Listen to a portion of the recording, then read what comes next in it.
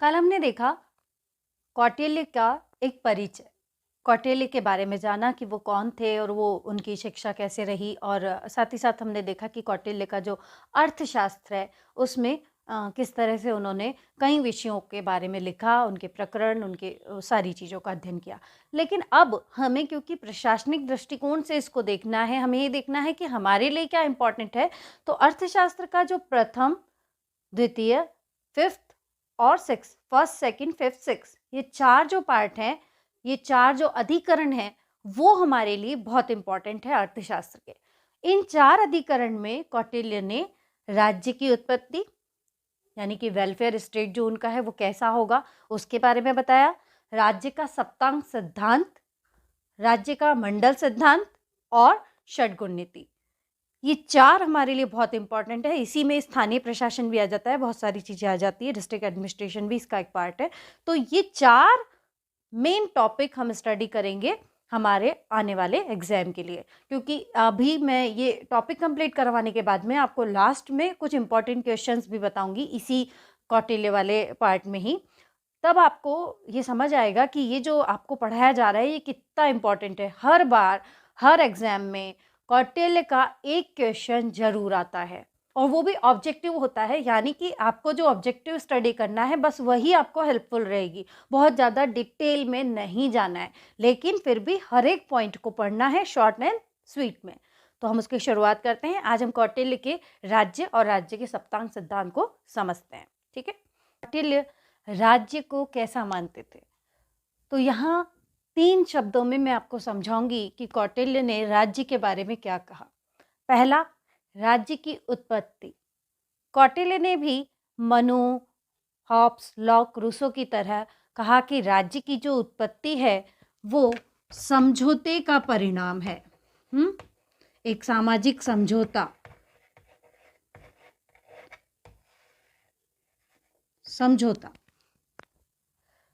समझौता किसके मध्य, जो एक तरह का हम कहेंगे कि एक तरह का कॉन्ट्रैक्ट हो जाता था, एक समझौता हो जाता था जनता और राज्य के बीच में, जनता और राजा के बीच में। कौटिल्य ने भी वही कहा कि जब प्राकृतिक अवस्था थी, प्राकृतिक अवस्था मतलब जब सभी अपने मन के अनुसार कार्य करते थे, तो प्राकृतिक अवस्था में जब अत्याचार बढ़ने लगे, क्राइम बढ़ने लगा, सिंपल भाषा में कहें तो जब क्राइम बढ़ने लगा, तो जो जनता थी, जो सिटीजन्स थे, सब ने ये डिसीजन लिया कि हम सभी मिलकर राजा से कहेंगे कि राजा हमारी रक्षा करे, वो हमें सेफ्टी दे, और हम उसके बदले में राजा को टैक्स पे करेंगे। इस तरह का एक समझौता होने की बात कौटिल्य ने कही।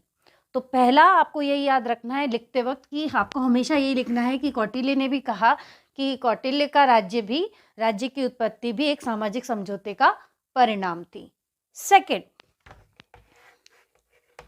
कौटिल्य ने राज्य में जिस शासन की बात करी वो शासन निरंकुश था, निरंकुश शासन और राजतंत्र के साथ। राजतंत्र होगा, और कैसा राजतंत्र होगा, निरंकुश। कौटिल्य ने कहा क्योंकि वो दौर राजतंत्र का ही दौर था, उस वक्त सारे किंग्स ही हुआ करते थे, तो राजतंत्र तो होगा ही, लेकिन कैसा, निरंकुश। निरंकुश किस लिए कह रहे हैं हम, क्योंकि कौटिल्य की जब आप आगे थ्योरी देखेंगे, कौटिल्य के सिद्धांतों को देखेंगे, कौटिल्य के बताए हुए नियमों को देखेंगे, तो आप देखेंगे कि राजा के लिए कोई भी लीगल लिमिटेशंस उन्होंने नहीं बताई है। कौटिल्य के नियमों में, या हम कहें कि एक तरह से स्टेट के जो लीगल फॉर्मूलाज होते हैं या लीगल जो रूल्स होते हैं, उनमें कहीं भी राजा के लिए कोई नियम नहीं है, इस तरह का कोई वैधानिक लिमिटेशन उन पर नहीं लगाई गई, और यही कारण है कि राजा को निरंकुश रखा गया। तो एक ये भी है कि राज्य में शासन का जो स्वरूप है वो निरंकुश होगा, लेकिन आपको ध्यान रखना है इसी के साथ बहुत इंपॉर्टेंट, वो जो राज्य होगा वो कैसा होगा, कल्याणकारी होगा, वेलफेयर स्टेट होगा। कल्याणकारी राज्य की बात करी उन्होंने, वेलफेयर स्टेट, यानी कि राजा निरंकुश होते हुए भी इस समझौते के बाद अपनी ही जनता के हित में काम करेगा। ये याद रखना है आपको। ये 3 शब्द याद रखेंगे तो आप लिख पाएंगे राज्य की उत्पत्ति और राज्य के बारे में डिटेल, जो आपको स्टार्टिंग में लिखना होती है अगर रिटर्न आप बीए एमए के स्टूडेंट हैं और आप कौटिल्य के लिए प्रिपेयर कर रहे हैं तो। और अगर आप कंपटीशन एग्जाम के लिए देख रहे हैं तब भी ये 3 शब्द आपको याद रखना है, क्योंकि कंपटीशन में ये अधिकतर आ जाता है कि कौटिल्य ने किस तरह के शासन की बात की है, निरंकुश शासन की बात की है। कौटिल्य का जो राज्य है वो कल्याणकारी राज्य है। क्यों? क्योंकि कौटिल्य की पांडुलिपि में लिखा हुआ एक बहुत ही इम्पॉर्टेंट पार्ट, एक बहुत ही इम्पॉर्टेंट श्लोक मैं यहाँ आपको स्क्रीन पर शो कर रही हूँ। प्रजा सुखे सुखम राज्ञः प्रजानां च हिते हितम नात्म प्रियम हितम राज्ञः प्रजानां तु प्रियम हितम। ये संस्कृत का श्लोक है, लेकिन आप और हम अगर इसको समझने की कोशिश करें तो कौटिल्य ने उस वक्त ये कहा था कि प्रजा के सुख में ही राजा का सुख है, प्रजा के हित में ही राजा का हित है। राजा का अपना हित, राजा को जो प्रिय हो वो उसे हित ना समझे, बल्कि प्रजा को जो प्रिय हो वो उसे हित समझे। ये वो इसीलिए कह रहे थे कि जब कल्याणकारी राज्य कैसे बनेगा, जब राजा जनता के हित में अपना हित समझेगा। जब आप ये लिखेंगे तो अगर आप इस तरह की कोटेशन से अपनी आंसर स्टार्ट करते हैं लिखते वक्त तो आपको 100% अच्छे मार्क्स मिलते हैं। आपकी स्टार्टिंग, जैसा कि मैं क्लासेस में हमेशा बताती रही हूँ कि अगर आप अपने आंसर में कुछ यूनिक करते हैं तो आपकी मार्क्स और ऑटोमेटिकली बढ़ जाते हैं। तो अगर आप आंसर राइटिंग के लिए देख रहे हैं तो आप ये श्लोक वहाँ लिखें, ये आपके आंसर का वजन बढ़ा देगा। ठीक है। इसी के साथ कौटिल्य का एक कोटेशन है जो बहुत इंपॉर्टेंट है और आज के संदर्भ में भी प्रासंगिक है, और अगर आप उसको भी यहाँ ऐड करते हैं कौटिल्य के राज्य के विचारों में तो वो बहुत इंपॉर्टेंट है। और वहाँ से हमें ये पता चलता है कि ये समझौता और कल्याणकारी होने में क्या संबंध है। वो जो समझौता हुआ और उसके बाद भी राज्य कल्याणकारी कैसे रहेगा, वो राजा के निरंकुश होते हुए भी वो इस कोटेशन में हमें समझ में आता है। कौटिल्य की ये कोटेशन कहती है कि राजा को प्रजा से उसी तरह टैक्स वसूलना चाहिए, टैक्स उसी तरह से लेना चाहिए जिस तरह से समुद्र से सूरज वाष्प लेता है, भाप लेता है और वर्षा के रूप में लौटा देता है। ये उनके शब्द है, कौटिल्य के शब्द है। यानी कि उन्होंने राजा को सीधे सीधे ये समझा दिया कि आप इस जनता, निरंकुश होते हुए भी आप इस जनता से जब टैक्स लेंगे, जो कि समझौते में कहा गया था, तो अब टैक्स लेते वक्त आप उस टैक्स से जो मनी कलेक्ट होगी वो पूरा का पूरा मनी कल्याण वेलफेयर में लगाएंगे। ये पूरा एक सर्किल यहाँ बन जाता है। राज्य के बारे में कौटिल्य के इम्पोर्टेंट जो विचार हैं वो मैंने आपको यहाँ बताए।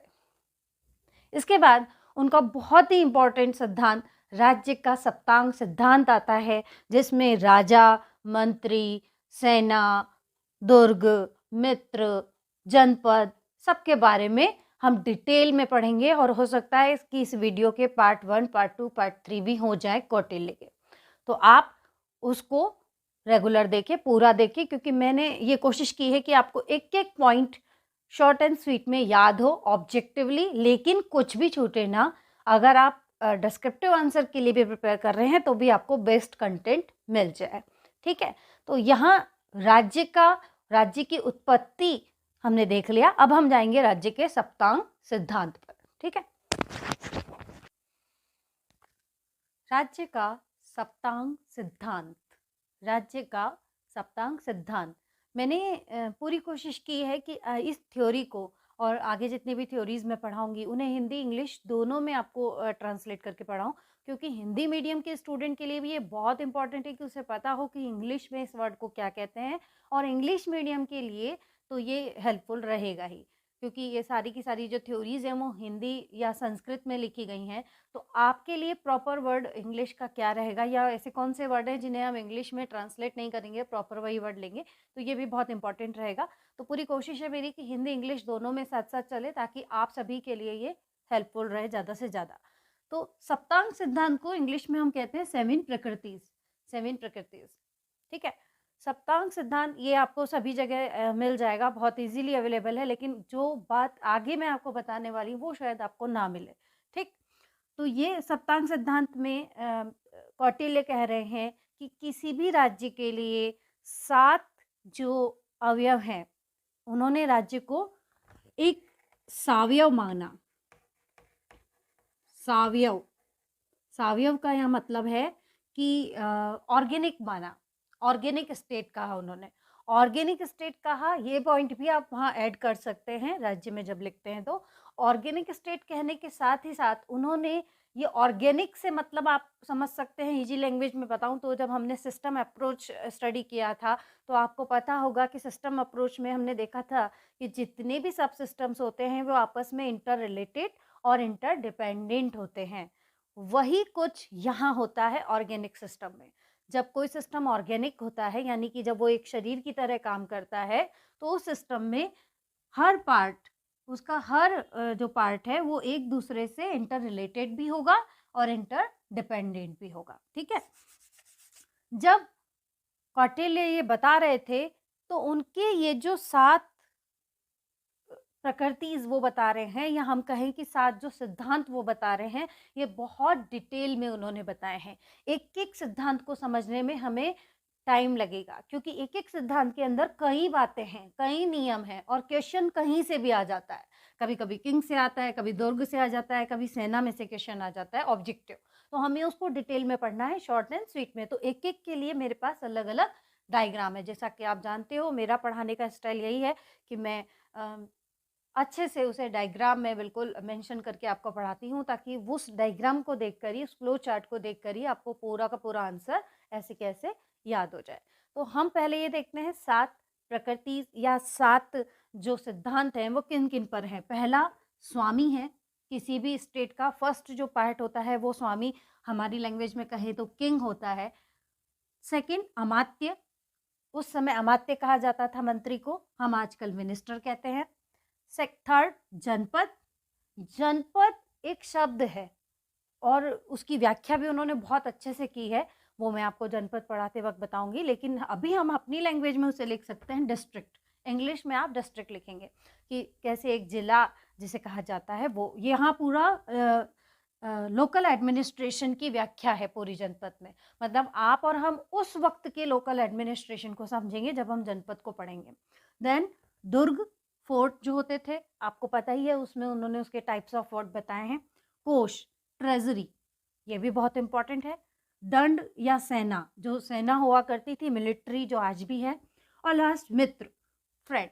इसका जो क्रम है ये ऐसे ही रखना है, इसी तरह से इसे याद करना है। अब आपके पास बहुत सारे तरीके हो सकते हैं उसको याद करने के, वैसे ये बहुत ईजी है और आप चाहें तो आपको गूगल पर और भी चीज़ें इस तरह की मिल जाएंगी जहां आपको शॉर्ट ट्रिक बताए जाते हैं इनको याद करने के। तो आप उसको ऐसे कैसे याद करें, king, minister, district, fort, treasury, military और फ्रेंड, ठीक है?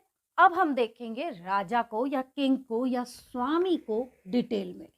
आज ये वीडियो शायद राजा को पढ़ते पढ़ते ही यहाँ एंड हो जाए, उसके बाद नेक्स्ट वीडियो में मैं अमात्य, जनपद और दुर्ग को बताऊंगी, क्योंकि बहुत बड़ा वीडियो मैं नहीं बना सकती हूँ और देखने में भी आपको बहुत टाइम लगेगा। इसलिए आज हम राजा के डिटेल्ड चार्ट को देखते हैं कि स्वामी जो होता है, राजा जो होता है, उसके बारे में कौटिल्य ने क्या कहा है।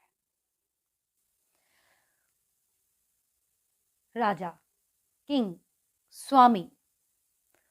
किंग को लेकर, स्वामी को लेकर या राजा को लेकर कौटिल्य के जो विचार हैं उनको मैंने इस डायग्राम में समराइज किया है, हिंदी इंग्लिश दोनों में। और यहीं से इम्पॉर्टेंट क्वेश्चन निकल कर आते हैं, ऑब्जेक्टिव क्वेश्चन, जो कि आपके एग्जाम के लिए बहुत बहुत इम्पॉर्टेंट है। तो हम समझते हैं, आइए। किंग, किंग के लिए जो राजा ने 3 रोल बताए हैं बहुत इम्पॉर्टेंट। वो कह रहे हैं कि राजा निरंकुश तो होगा, लेकिन कौटिल्य कह रहे हैं कि राजा का जो रोल होगा, 3 जो इम्पोर्टेंट पॉइंट है उनकी थ्योरी में, वो है धर्म का प्रवर्तक होगा राजा हमेशा। धर्म का प्रवर्तक यानी कि अपने रिलीजन को, प्रमोटर ऑफ रिलीजन, आपका जो धर्म होगा उस धर्म को वो बढ़ाएगा, उसका प्रचार प्रसार करेगा। देन सेकंड, कानून का प्रबंधक होगा। ये उनके शब्द हैं ना, कौटिल्य के शब्द हैं। राजा कानून का प्रबंधक होगा। कानून का प्रबंधक से मतलब है कि जितना भी स्टेट के अंदर लॉ होगा, उसका पूरा का पूरा मैनेजमेंट, उसका मैनेजर कौन होगा? राजा होगा।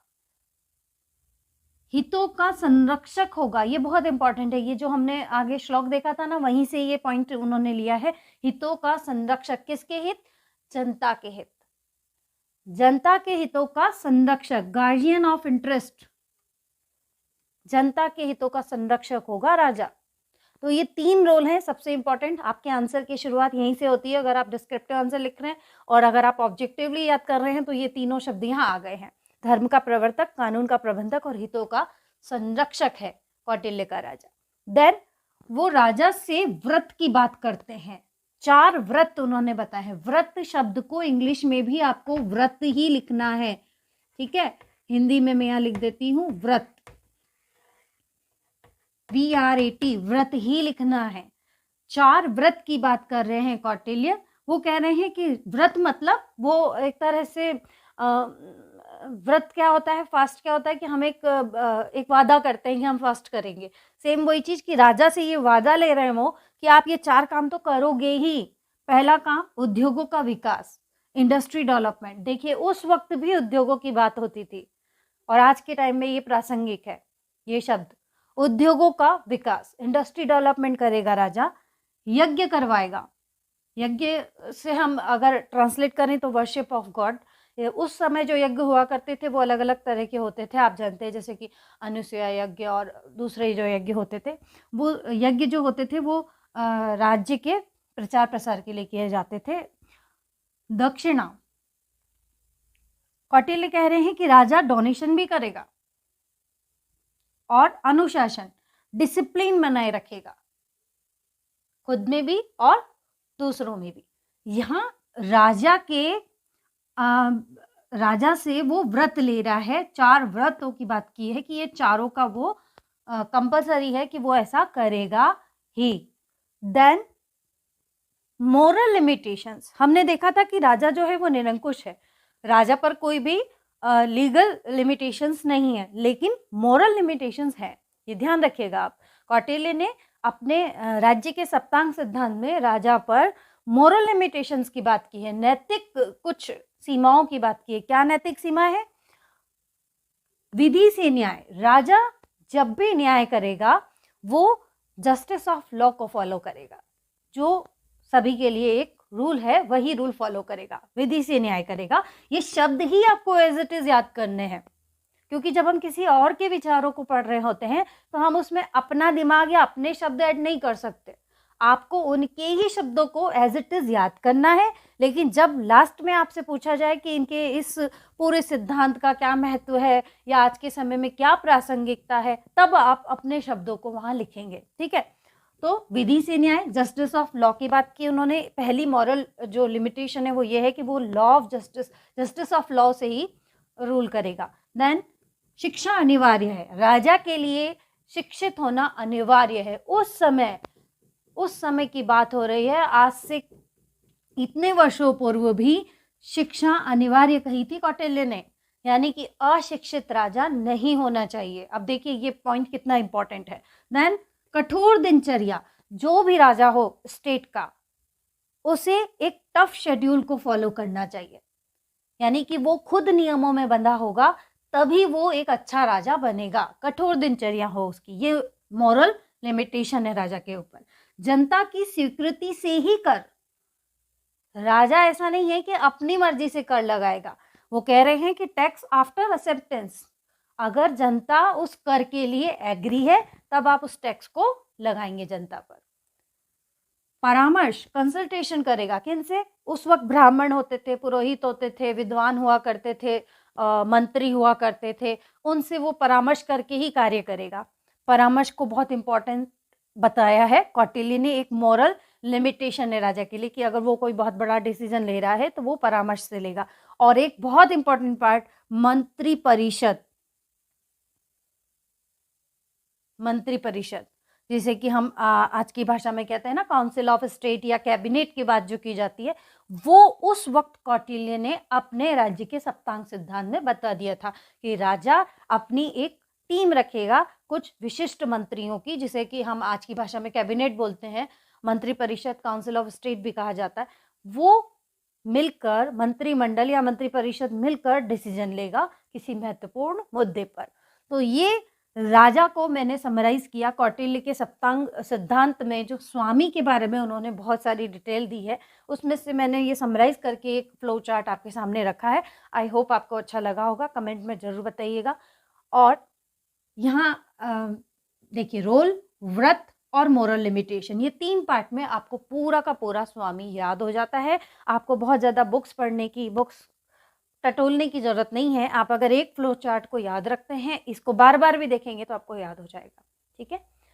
हम मिलेंगे नेक्स्ट पार्ट में राजा के आगे, अब जब अमात्य और जनपद और दुर्ग को हम देखेंगे, क्योंकि मैं डिटेल में आपको बताने वाली हूँ, इसलिए अब नेक्स्ट पार्ट में मिलते हैं। Thank you so much.